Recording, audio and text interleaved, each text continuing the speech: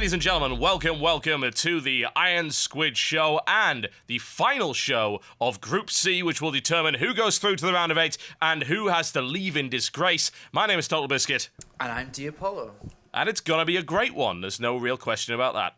Yeah, finally coming down to the last day in Group C, and we're gonna have now 6 players advance through out of everybody, and we're going to have to find out who that's going to be. Currently in Group A, we had Marine King Prime go through alongside Puma, and then we did have MC and Symbol going through, and both groups very, very close, and once again, it could be another close day today. Yeah, it could. Now, unfortunately, we have some bad news before we get started, and I think it's probably best just to get this wide out in the open straight away. Mm-hmm. Go on, tell me. Stephano has forfeited his game against MMA, which unfortunately has resulted in a default 2-0 win for MMA. This is great news for the MMA fans, because MMA is through no matter what at this point. Yes, MMA was meant to play today, of course, against Stephano, but due to scheduling, due to whatever the reason was, they couldn't play together in time ready for today's show. And like you said, MMA gets that win and will advance through with 3 wins, 1 loss. But that does, Stephano, before going into today, was on a 1 win, 1 loss. But having lost the default versus MMA is now 1 wins and 2 losses. And that actually puts his tournament life in jeopardy now, being the only French representative here as well. It very much does, and this is obviously disappointing for people that wanted to see Stephano play, Stephano fans, indeed MMA fans, who would have liked to see a great match against MMA. And honestly, I would have loved to see that myself as well. And I don't think that we can say that we're not disappointed by that. But unfortunately, sometimes these kind of things happen over long-term tournaments. So the problem for Stephano is now, having dropped that game, which he could have won. He's got a history of beating MMA in the past. It's certainly a possibility. Having dropped that game, there is only a specific scenario where he can actually go through now. Yeah, and looking at the results, of course, he's going to have to beat Jjakji, which he's still playing in Game 1 today. And then I think he needs to rely on results after that between our second game between 2 players, Life and Mana 2. Indeed. I believe the way that Stephano could go through at this stage is if he ends up bringing down Jjakji, 2-0, I believe. Actually, does it even matter if it's 2-0 or not? Maybe just a win would be enough. Well, I don't know, but to be safe, I think he's going to have to look for a 2-0, of course, as we've seen the map differences between Group A and B. And maybe 2-1 would be enough, but 2-0 he wants to be looking for. And then I think he has to rely on Mana also beating Life. Yeah, he does. If Mana beats Life, then that's great. If Life beats Mana in any respect, he will end up having the same or greater map score than Stephano, and if he has the same, he wins anyway, because it goes to head-to-head, and Life, as we know, did beat Stephano in that TvZ series. So, Stephano has put himself in a really awkward spot. Yes, this is going to be tough, and Jjakji is a Codes champion. He beat Lenok 4-2 in that November Codes final, so this is not going to be easy for Stephano. And especially because of that default, he has to win this no matter what. Yeah, he does. And I honestly don't see that happening very easily. Jjakji is incredibly good. Yeah, he is. He's got like a 68% win rate against Zerg players. Mm-hmm. And, if you look at the other side of the thing, if Jjakji manages to beat Stephano now too, he's actually just going to go sail through with MMA, and we'd have the 2 Terrans advance through.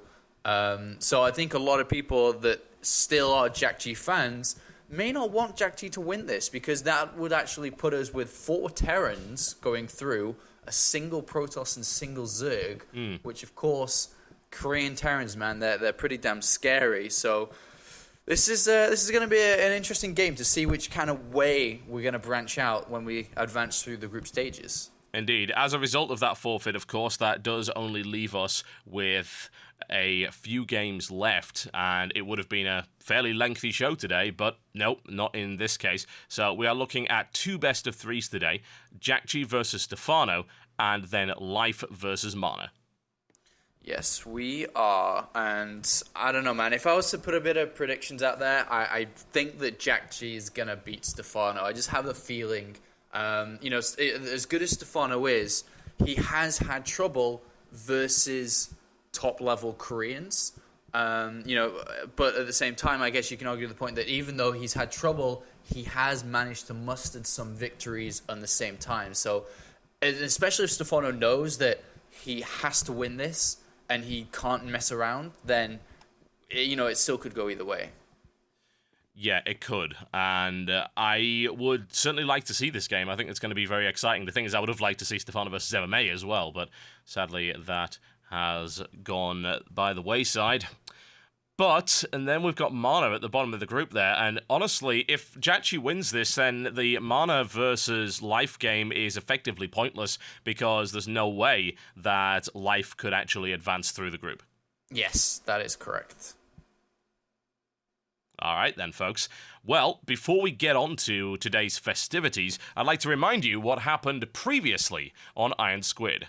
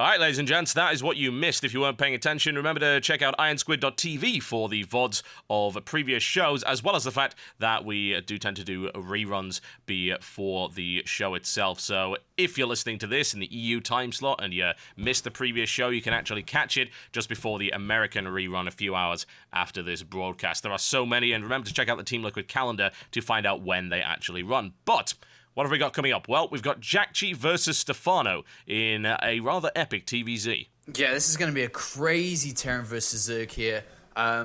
We've seen Stephano play against Pult, for example, is the most high-level Terran he's played against. And, he'd lost, then he won, then he'd lost again, most recently in the MLG Winter Arena, in Columbus, sorry. So this really is a toss-up where it's going to go. I mean, Jjakji, arguably this is his strongest matchup here too against Zerg players. It depends on the maps that we're going to play on too. It depends on who's jet lagged, who's not, because that actually a lot of people really don't look at that factor, is that actually plays a lot, because people travel so much and they play in so many different tournaments that actually sometimes could be a factor in end results here. Yeah, that's really, really unfortunate for players, but it is part of the jet-set lifestyle a lot of these players are actually having to deal with. They're having to travel to different countries to participate, and it's something that players are going to have to learn to deal with. We've had a lot of players say that it really hurts them. I mean, Huck, for instance, ended up in a bit of a slump as a result of a lot of travel. At least that's what his claim was. But when he's well-rested, he performs incredibly well. And, especially because we saw, Stephano having to default versus MMA, and if it was because of scheduling and flying, because Stephano travels everywhere, that may play into this.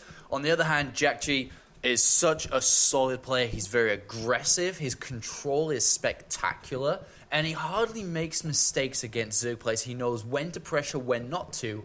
And against Stephano, this is how he needs to play, because Stephano, if given the freedom, if given the time, and is allowed to sit back and get to the point of comfort, then he can dismantle any Terran player in the world. And that's how we've seen Pult actually sit down and be like, all right, Stephano, I'm going to play so aggressive versus you.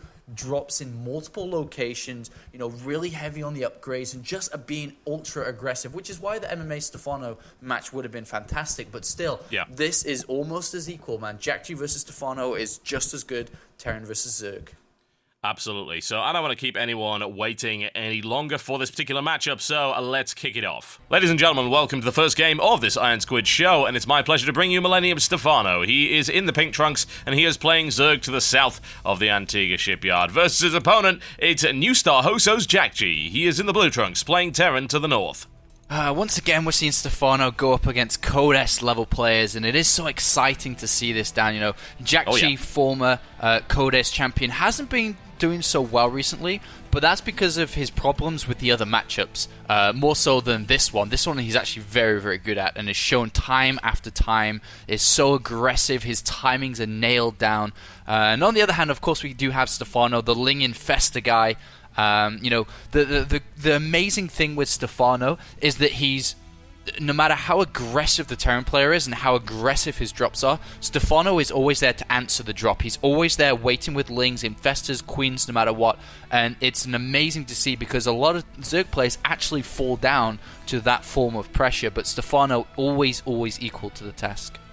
Yeah, many would argue that Stephano's actually been the spearhead of a metagame shift away from Mutalisk, for instance, into Ling Infester. We've had Idra recently in interviews say Infestors are the way to go. We've had, really I suppose, only Dongraid Goo continuing to use Muta, and actually it's causing him problems. Yeah, that's actually very, very true. Stephano has always been a Ling Infester style player, but now everybody is, as you just said. The thing is that Mulus is so easily warded off now. Marines, especially because people are using double engineering bays, they're upgrading Marines very fast, that they can chase them away. The turret placements are nearly perfected in every map and every scenario. And people just aren't having trouble versus them anymore. And that sets the Zerg player back because they invest so much money into the Mutalist and they never pay off. And people now having to use Infestors too. And we're even sometimes seeing Banelings being kind of shown away too, because now Terran players are becoming so good at splitting that Banelings become less efficient. Therefore, Infestors are now the choice to go with. And instead of using the gas in Banelings, you use it on Ling upgrades instead, which are kind of all round better versus everything that Terran can do for you rather than the Banelings. Yeah, it's interesting to see the metagame and indeed the balance of the game actually shift just through these different series that we're seeing in, of course, the GSL and in these higher quality foreign tournaments as well. But it's something that Stephano's never really worried about because he's always known how to deal with Terran. He was originally known for being the guy on the EU servers that just destroyed any Terran. It didn't matter who. And now, more recently, he's known for destroying Protoss and has perhaps slacked just a little bit. I don't think he's gotten worse against Terran. It's more to the point that his style has been figured out. Yeah, it's been figured out. Everybody does it. Therefore, every Terran player knows how to play against it better now. And tanks becoming more and more irrelevant because Ling Infester, you don't need tanks to play against that. No. You just need to split well and be consistently aggressive all over the place because with Infestors, you only have X amount of energy. You can't be fungal growthing small drops here, small drops here, and then getting ready for the big fight. And that's the way that Terran players have been exploiting Zerg players recently. Jjakji's gone for a very standard build here, taking the gas at a very regular timing into the factory for the double Hellions coming out 2x2, and then probably he'd be throwing the Tech Lab down onto the barracks, of course, for the stim, and just playing a very aggressive style right from the get-go here. Yeah, certainly. There's nothing wrong with that style whatsoever. Second Hellion comes out here. The Lings actually get into the base, and they see just a little bit. He knew about the Hellions. Does he know about the reactor? He does. So, nice little bit of information here for Stephano to kick us off. No tech lab down yet, though, on the barracks, which is a little bit weird here for Jjakji. Maybe it's going to be a third command center really, really fast. A lot of Terran players do that, and Jjakji's done that. And the SCV's moving down, and yes, it is going to be for an early third command center here. If Stephano sees this, Stephano. Stephano's very aggressive if somebody tries to take any form of greed against him. There is an overload on the left-hand side. If only it moved down or even up just to see that there's no units around, that could actually be a lifesaver. Well, he's moving up at the moment, so he may get some information there. So I'm not entirely sure how much he'll be really able to divine from that position. But in the meantime, Jjakji's going to try and actually go for a little bit of a run by here, which isn't going to work out.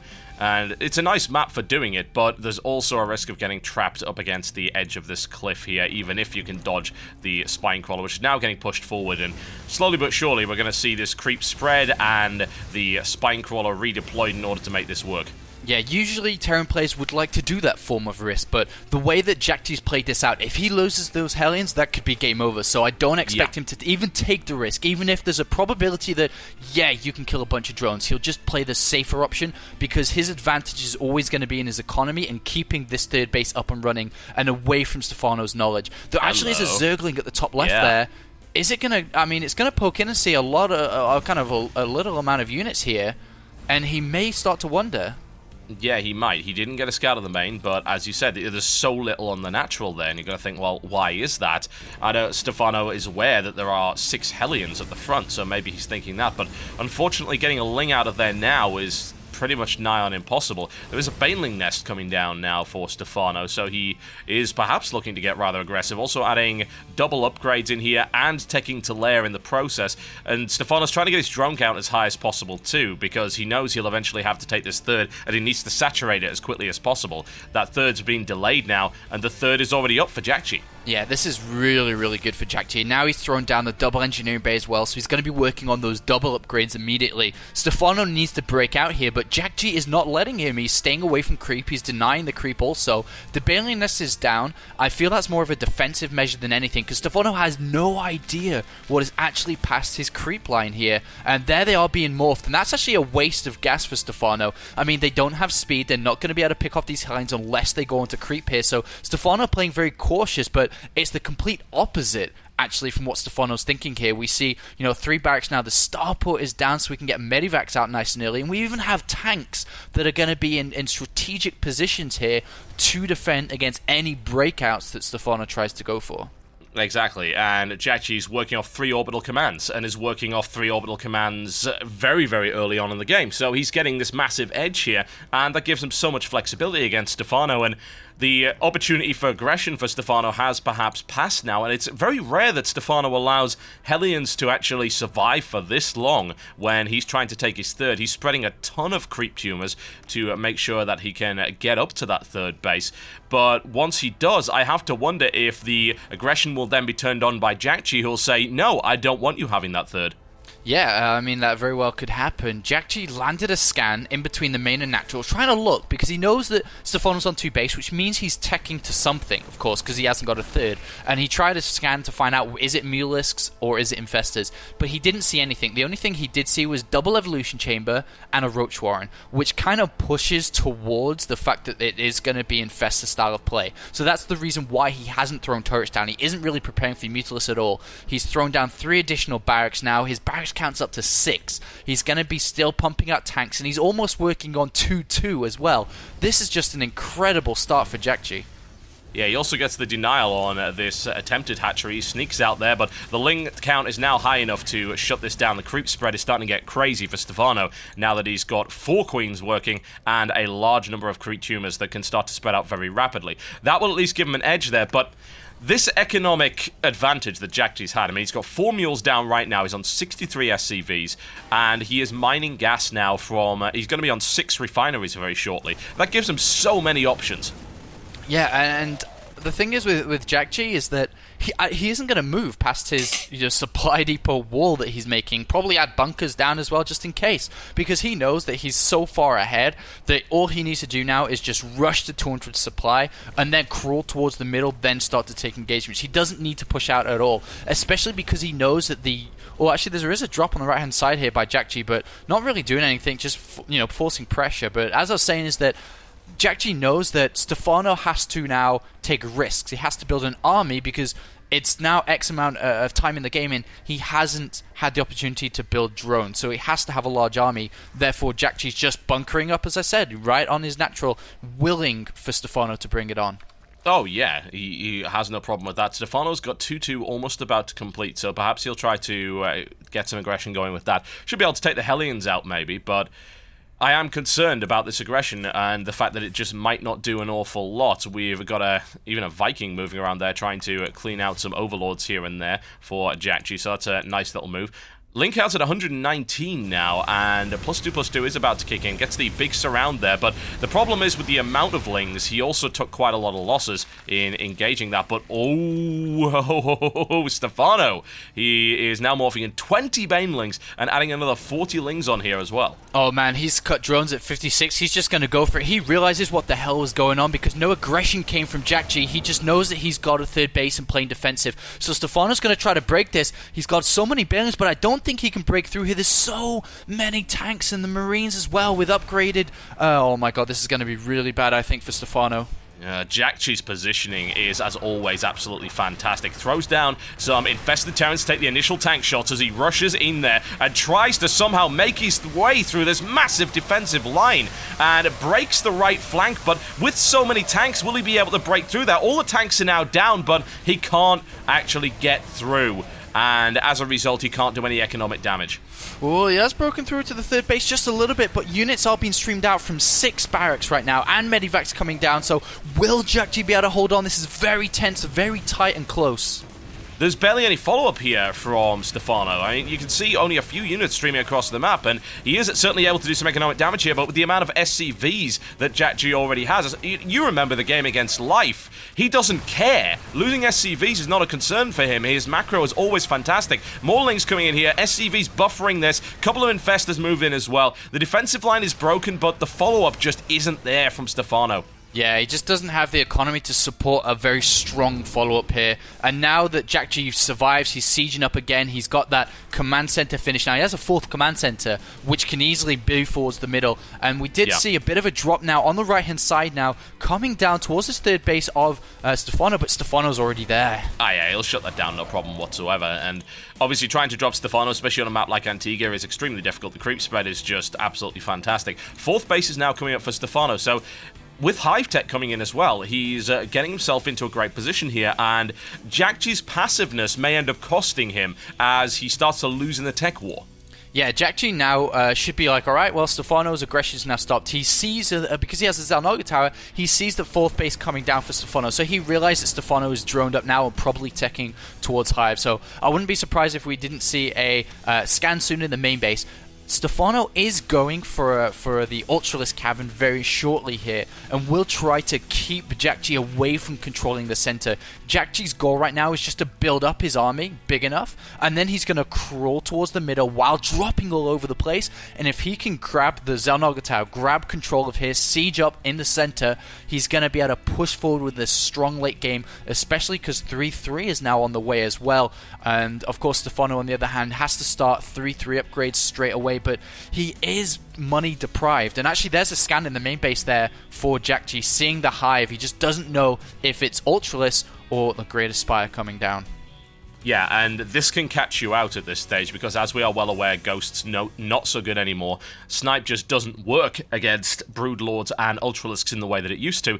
So the transition has been catching some players off one way or the other. It will be Ultras to start with, as you did say correctly, and I would have to imagine that he suspects Ultralisk, but he doesn't have a Marauder count. He's now starting to build 3 Marauders at a time. Yeah, that's true. I mean, he's only got 4 at the moment. 3 at a time will be good as long as the game goes on, but he has to be so careful. Stephano launching through the middle won't be able to do much above this, actually. Look at the army size. It's so big from Jjakji behind that line.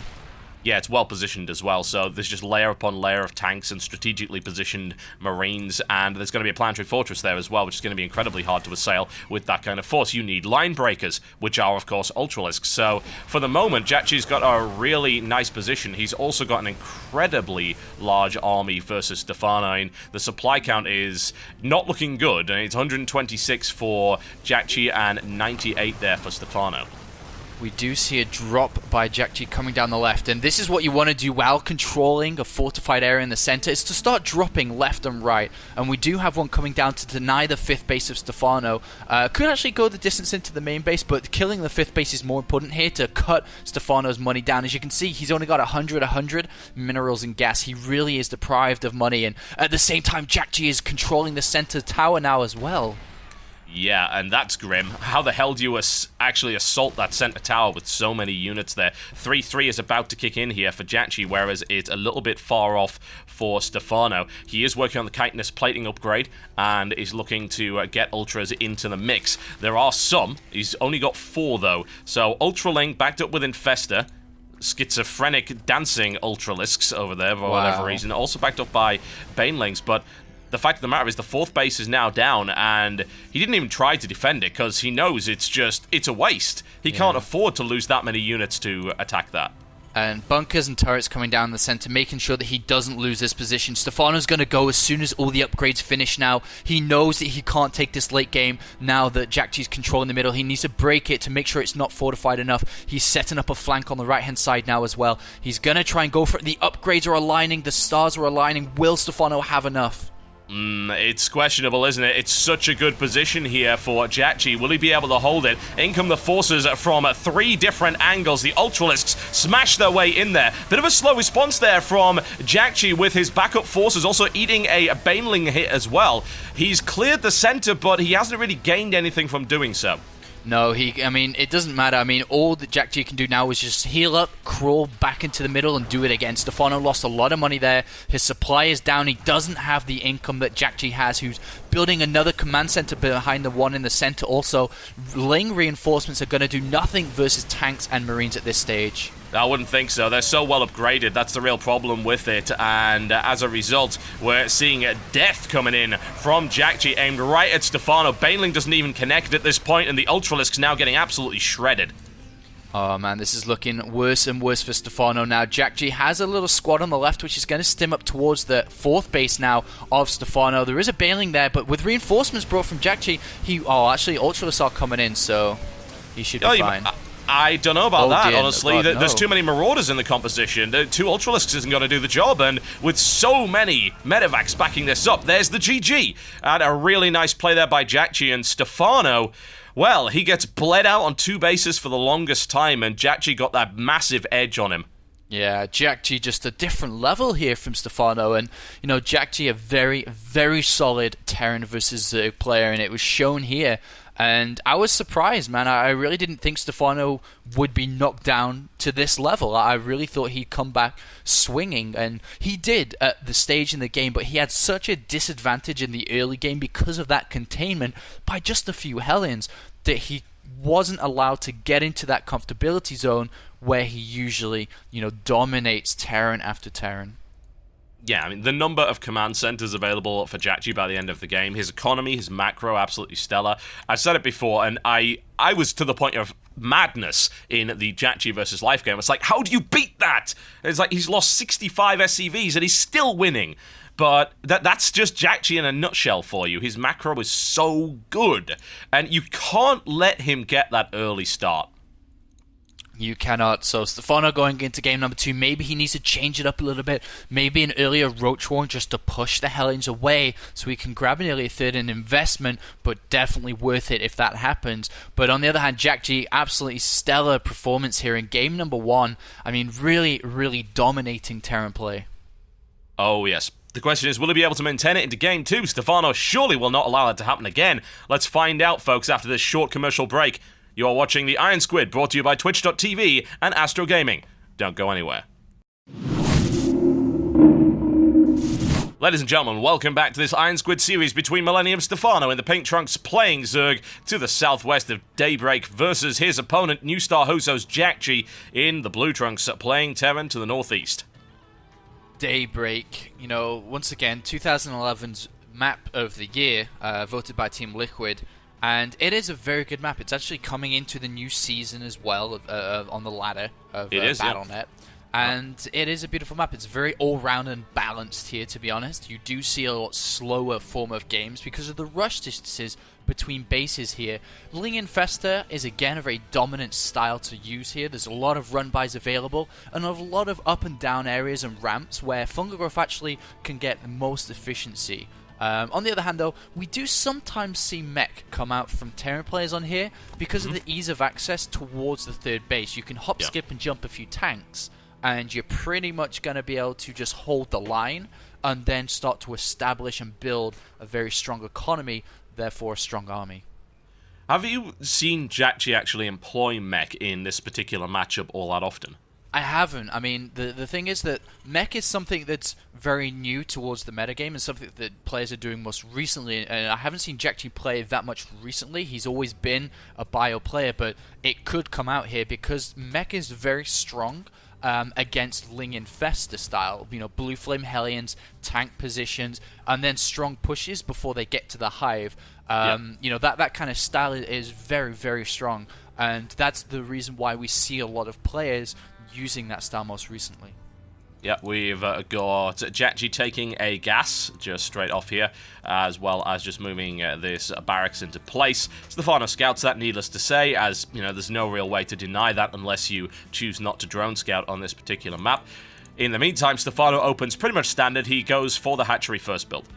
I don't think Stephano's gonna be, strangled again in this game. I really don't think he's just gonna lie on the floor and let that happen to him. He has to fight back against that, because if he doesn't, that's it. That's game over. You know, that's it. You're out, basically, because you've already lost against MMA. He needs to win this series, you know, because of that default, unfortunately. He has taken the gas down at a pretty regular timing here, and I'm interested to see whether he will, after getting speed, decide, alright, I've either got to creep spread more aggressively, pushing queens out to push the Hellions back, maybe an aggressive spine crawler walk, or something along those lines. He has to do something, because if Jjakji decides, wow, you know, Stephano's actually really bad at breaking my little containment with Hellions, I'm just going to throw down a third again, we could even have a repeat of game number 1. Absolutely we could. There's no real reason for Jjakji not to do that if he feels that he can pull it off, but Stephano surely will not let that happen, surely. He doesn't make the same mistake twice. So I'm interested to see how he plans on doing it. You did mention earlier Roach Warren, for instance. I think, as you pointed out, the Baneling Nest in the first game really was a mistake. It didn't gain him anything. Yeah, I mean, the only reason it was there was just in case Jjakji did anything. Stephano had absolutely no scouting at all. He was contained on these two bases, and he was like, alright, well, if this guy goes, you know, 3-4 barracks all in with Hellions, I actually don't have anything to stop it. Lings won't do it, so he has to get the Baneling Nest. And then morphing Balings, because he had to. I mean, there's nothing he could do there, and we do see the expansion coming down here for Jjakji. This time, we do... actually, he's taking out a gas here. Stephano's taking out a gas. Nothing's down, but he has thrown down double overloads, and it shows us that he's a little bit supply capped, banking up to 400 minerals here, which is obviously a big mistake at this stage of the game. Yeah, it is, and we always say that it doesn't affect Zerg as much as it does Terran or Protoss, but at the end of the day, you can see he's spending all of his lava here. He's got a couple more, now building 12 drones, and he's still got money left, so it doesn't really help all that much, to say the least, and even the tiniest little error can cost him in a game of this caliber. And there comes down a very early double starport by Jjakji, Oh, really hey. switching it up. So this is going to be really crazy, man. He's going like double Banshees straight away. There's the Roach Warren down, though, by Stephano. So this actually could be a form of all-in from Stephano, Roach bailing all-in. But if he's playing against double Banshees, this is going to actually work quite well. But at the same time, depending on how much time he allows Jjakji, this could also be a nightmare, because there's going to be no layer, there's going to be no detection whatsoever. Exactly, a bit of mind gaming here from Jjakji, and we saw in the previous show that Jjakji's got some really weird builds, honestly. He can come up with some crazy stuff. Double Starport isn't something that I personally have seen in a while. It became quite popular, but once again, it's quite risky. Yeah, it's very, very risky. But sometimes it really does work out against the recent style of Zerg play, because they go Roach Sling. We actually see Stephano going for only 4 Roaches and then taking all the gases at once here. So it looks like he's going to go straight into lair after these Roaches and just use these Roaches to push back this Hellion containment once again. And that's what he needed to do. And it looks like Stephano's going to go into regular play from here. But where is that lair timing? Is it going to come down with the next 100 gas? Is he going to get an upgrade? Is he going to add more Roaches? Because he needs to throw down that layer as soon as possible. Yeah, he does, because if the Banshees start coming in, then good luck. You know, you're not going to deal with that with 3 Queens. It's not going to happen. Not double Banshees. Does he go in with 2 Banshees? Does he go in with 4? I have to wonder. Hellions now just leading these Roaches on a merry chase at the moment, and there are Lings now moving out to try and get a scout here, but that's going to be pretty difficult to do, honestly, unless Jjakji makes an error. Oh man, he's gone for double upgrades, Stephano. As soon as that evolution chamber finishes, he got +1 carapace first, and then we'll get the +1 melee. But the lair does come down eventually, so does the third base. But he's hiding his Banshee tech very well here. There's no overlords in range to see anything. Banshee's now just building up, and he could actually go in and target down the third base hatchery here. There's not any creep spread yet. There's only a single queen down there. The one advantage Stephano will have is, lair will finish. Yes, you can build an overseer, but what is your anti-air here, Stephano? Only 3 queens across 3 bases? Not going to do the job. Of course, it's not enough. Absolutely not. And you have to say, well, if he's going to continue to build Banshees, am I forced into a Spire tech here, which is not necessarily optimal in and of itself, and we know that Stephano is not a big fan of Spire play. No, he's not, and I think even if that was an opportunity for him to do so, it's never going to go up. The Banshees will never allow a Spire to go up, so... This is going to hit really hard. The Banshees are going completely undetected. Oh, wait, until that Overlord. The Overlord sees it now. Stephano knows it's coming. He knows the Cloak too, and immediately Overseer and Spore Crawlers are coming in. Does he have enough time to get the detection available inside his main base? Because that's where the Banshees are heading. Well, the first Spore Crawler is going to go down before it even gets halfway up. There's the cancellation. He immediately tries to rebuild it into a big focus fire here on the Queens. And Jjakji's micro, very, very good. Needless to say, great control. All the Queens are now down. And the 4th Banshee coming in as well. There is one Spore Crawler up. There's actually enough Banshees just to kill those Spore Crawlers, though. And Havoc is what's coming in right now from Jjakji, raining down some pain on his opponent.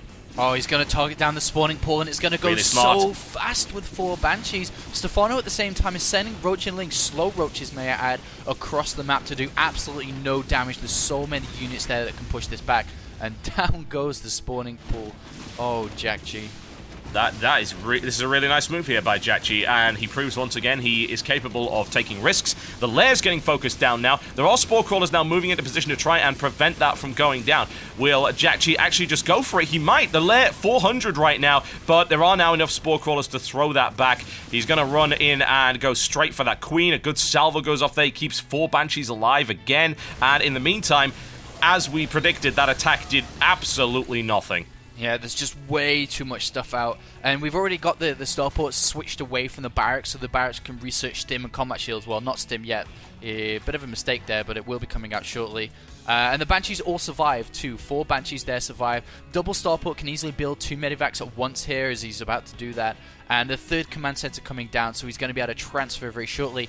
And with the Banshees, he can still look for holes in Stephano's play. He can clear the Xel'Naga towers. He can get rid of creep tumors if he lands a scan down as well. And what a fantastic explosive start here by Jjakji in game number 2, showing a different style, but still coming out with the same results.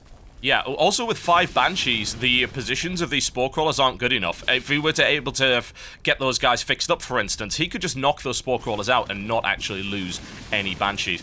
And even, he's found a hole, the Infestation Pit. No Pathogen Glands coming up for you. That's enough firepower to bring it down before anything stops it. And this is looking incredibly bad here for Stephano. Oh, look at that control. 1 Banshee steps out of the line and kills the queen and then backs off. And he's just dealt so much damage. I mean, you could look at units lost. Look at that. There's a big 2,000 resource difference. Very grim. Insane. Yeah, and the risk pays off here for Jjakji. Without question, he can now take his 3rd. Yes, he's a little bit behind his opponent in that regard, but he killed a couple of workers and he forced a lot of wasted mining time. The entire mineral line in the main was pulled for quite some time, and a lot of tech has been taken out. So it was worthwhile here for Jjakji. The counterattack is coming in, and I can't see this doing anything. No, he's got siege tech, siege mode. The only thing he doesn't have is stim, but it really doesn't matter with this amount of firepower. And yeah, and he's got 5 Banshees, so he can start picking off the roaches if he wants. So the wonderful thing about these Banshees later on in the game is that they are absolutely fantastic for defending against that kind of ground attack. What Jjakji wants to do now is just heal up, regain all his forces, wait for Stim to finish, and then probably just push out. He's got a Planetary Fortress in case of a counterattack, but he's just going to push himself towards Stephano. He knows that he's hurt Stephano. Stephano is a wounded dog, and very shortly Jjakji's just going to go for it. And with the amount of units he has, the Medivac count, and even the Banshee is backup firepower, I don't think that Stephano can hold this now. He's just finished Pathogen Glands. He's about to tech to Hive. He has 4 Infestors out, so the Infestors are going to be key here. If they can land money fungals on the Marines to get them out of the picture, maybe he can clean it up with the rest of Roach and Lings, but still you have the problem of that 5 Banshee count. Yes, you do. And I just don't see how he can deal with that, especially with only 4 infestors. Yeah, if you had a large infestor count, you nail it with a fungal, and then you drop down infested Terrans, maybe you can take them out, or just keep fungling. But you just don't have that many fungals, and in comes a wave of cloaked banshees with tons of energy to see what they can do, just to pick off Vanguard units and get some a little bit of scouting information and set up in a really awkward spot to attack. And here is that little push now, and it's set up so nicely. The infestors are going to be key here on that third base. They need to get in there to fungal growth. Yeah, and that was a good start for the fungal there, but there's loads of medevacs to actually back that up, so it lasts a little bit longer than you might think, and now in comes the swarm from multiple sides. We've got the roaches coming in from the right flank, we've got a couple of units coming in from the left, but they're already pretty much crushed. The positioning here from Jjakji is very, very nice, and does he have what it takes to clean it up? He pretty much does, and he's got the stim now on his Marines, and he's even got the upgrades as well to push through and defeat that nicely. And uncharacteristically, we have 2,000 minerals banked up for Stephano. He's missing lava injects. He really is flustered by this aggression, by this harassment here by Jjakji. And Stephano making mistake after mistake, getting pushed back again by another top-level Korean Terran. And the third base goes down.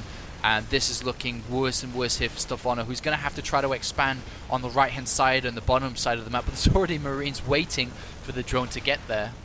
Oh man, it's looking bad for Zerg in general, because if Stephano didn't win this, and it looks like he's probably not going to, then life is out as well. And we see Jjakji and MMA actually going through at the top of this group here. We've got a big drop coming in from Jjakji as well into the main base, a huge attack force.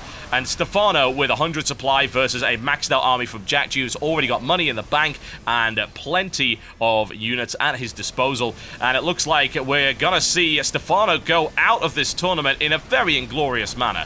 Yeah, Stephano's going to go out now, especially with his default against MMA. Unfortunately for Stephano, that is going to put him at 1 win and unfortunately 3 losses here. And well played is called, and Stephano goes out in flames here as we see MMA and Jjakji cruise to the top. This is not a good tournament for foreigners. Honestly, it really isn't. This is where foreigners go to die. So far, we have seen every foreign player get absolutely crushed.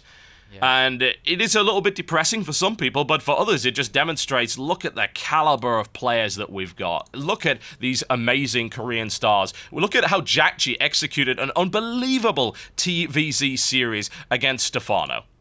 Yes, that was incredible. And as you've said, is that Stephano is one of the most researched and studied player in Korea, because Koreans, their culture, the way that they think and play is they will not lose in their own game. StarCraft is their own game and has been for 10 years. So when foreigners come up and start to beat them, they get angry. And that's actually, you know, that's not a lie. They really get frustrated losing or seeing foreigner players win international tournaments where Koreans attend, and therefore they're like, all right, who is the one foreigner that we are actually pretty scared about? And every Korean player, every single event is always said Stephano. And they broke down, and you can see in game number 2 here, and you could even argue game number 1 is Jjakji completely smashed Stephano's style of play there. You know, abusing the fact that Stephano is going to go double upgrades early. He's not going to rush to layer. He's not going spy. Are you kidding me? So Cloak Banshees was an awesome choice there by Jjakji. Yeah, it was. It was very nice indeed, and he had great control over his opponent. And again, a little bit of metagaming and a little bit of mind gaming from Jjakji as well. Knowing what happened in the first game with that Hellion Content, you think, right, well, the natural response may be from Stephano that he tries to clean that up with an earlier Roach Warren. But I've got the units I need to defend if he decides to push across the map, and it's going to take him about 5 years to get across the map with slow Roaches. Anyway, right, well, I can abuse this by going with this double starport Banshee style. Yes, and he did. And he picked off Spawning Pool, the Infestor Pit, drones, queens, and the list goes on. Forced about 5,000 Spore Crawlers. Yes, yeah, that's as well. And that means less drones too, so really, really fantastic game there by Jjakji, closing up a 2-0 versus Stephano. Amazing play from Jjakji, who now, as we said, joins MMA 3-1 each. Of course, MMA will go through his first place because he did beat. They actually have the same map score too, but MMA did beat Jjakji in the opening day of Group C. So MMA through his first place, Jjakji through his second, but we still do have one game remaining. It's kind of, you could almost call it a bonus game because I suppose it is. Everybody's like, we just love StarCraft. Exactly. You're watching this not to find out who actually goes through now, because we know it's MMA in first place and Jjakji in second place, which leaves us with a lineup of Marine King Prime and Puma from Group A, so that's 2 Terran, and then you've got MC and Symbol, that's a Protoss and a Zerg player from Group B, and now 2 more Terran, MMA and Jjakji from Group C. And that means Group D, not only do we have 2 more foreigners that have their chance to try to advance through as the only foreigner, but now there's only 1 Terran in there, which is alive, one of the best Terrans there, but still, and one of the best Terrans in the world. But we will be seeing, of course, maybe not alive go through, and maybe some more Zerg, and hopefully, I'm sure everybody's hoping, not just for the foreigners, but for Protoss, is that maybe Hazuobs could advance through. He's in a pretty damn tough group, I've got to say. Lenok, good lord, Nesty, and then, of course, Nurchio, who is incredibly good as a European Zerg player. Well, we may see an all-Korean round of 8. There were predictions of that kind of ilk, and I can hardly blame people for thinking so. But we haven't finished this show yet. We do want to show you the final game, which is going to be Mana versus Life in a Protoss versus Zerg. Will Mana be able to overcome that? It's a tricky prospect because Life is great, and honestly, Mana's best matchup is certainly not PvZ. We'll find out after this break, folks. Don't go anywhere.